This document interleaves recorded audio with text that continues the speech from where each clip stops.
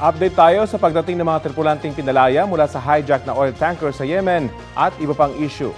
Kausapin natin si Department of Foreign Affairs Assistant Secretary for Migration Affairs, Robert Ferrer Jr.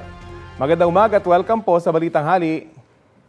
Hello, magandang umaga sa inyong lahat at sa inyong mga taga-subaybay, Rafi and your colleague. Opo, ano pong tulong yung ibibigay ng pamahalaan sa mga tripulanting balik bansa?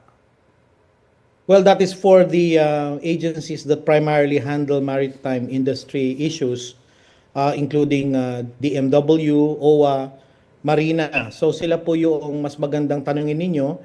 I do know that itong mga tripulanting ito ay binigyan ng guarantee ng kanilang manning agency na the whole time na they were,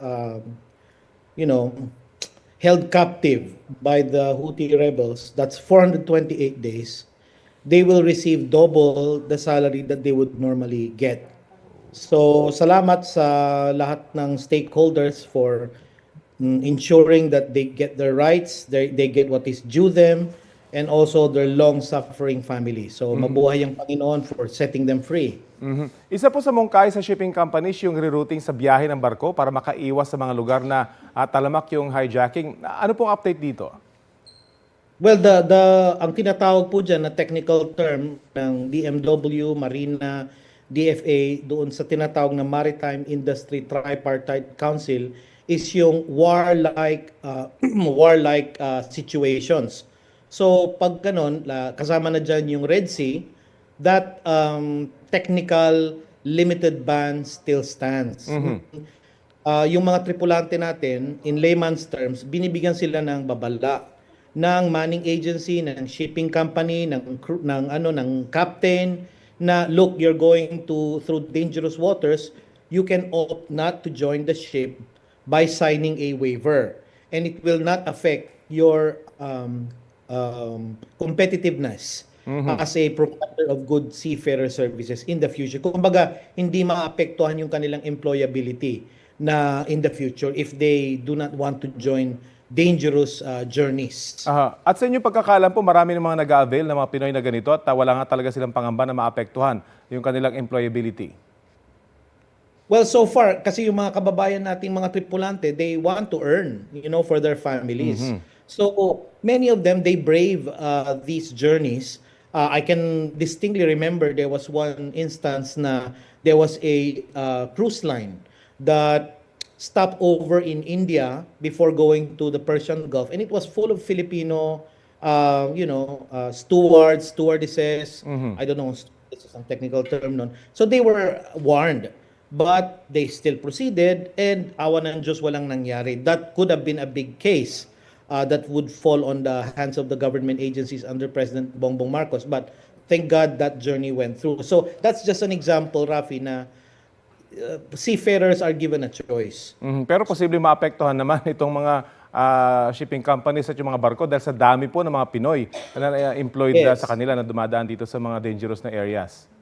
It's a tough balancing act between the needs of the industry, the needs of the stakeholders, the needs of the seafarers' families, and they themselves. Because sometimes, like it or not, the world looks to Filipino seafarers who provide good services. So Ayun na nga po. I'm not going to say it na indispensable tayo, pero we are critical in maintaining the global flow of commerce. So that is a global public good of the Philippines. And to ensure their safety, President Marcos signed the Magna Carta on seafarers recently lang. And then in the United Nations, this is the work of the DFA naman, led by our permanent mission in Geneva. We shepherded a UN Assembly, Human Rights Committee resolution to protect the rights of seafarers. Opo. So we will work hand in hand with all governments to make sure that we plug all the gaps, close all the holes, and we improve the system of protection for our seafarers and all seafarers actually, because they also look to us for leadership. The rest of the world looks to us in the Philippine seafaring industry for leadership. Ayun like nga what po, happened dahil world here. leader po tayo sa mga seafarers. Maiba naman po ako, paano po pinaghahandaan ng DFA yung malawakang deportation na ipatutupad sa Amerika? Okay, that is a very tough question. So, I am prepared to answer you in an official capacity kasi meron tayong uh, binigyan na media line sa ating Oho. DFA spokesperson. So, let me read that for you, ha? Okay.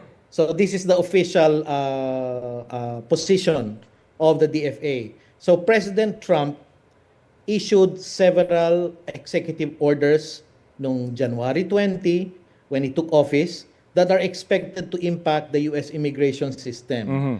The Philippine Embassy and Consulates General in the United States are studying these issuances and are monitoring further developments that may affect some of our nationals in the United States.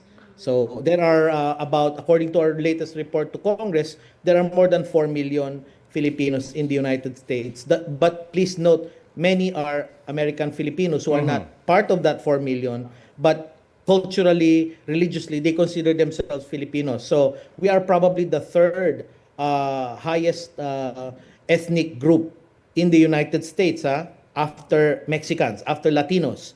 So we will give you the empirical data later. Ngayon, to continue, many Filipinos call both the Philippines and the US their home.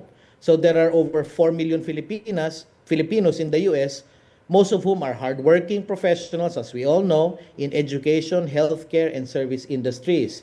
The Philippine government, through the foreign service posts, will continue to ensure the welfare of Filipino nationals in the Okay. US.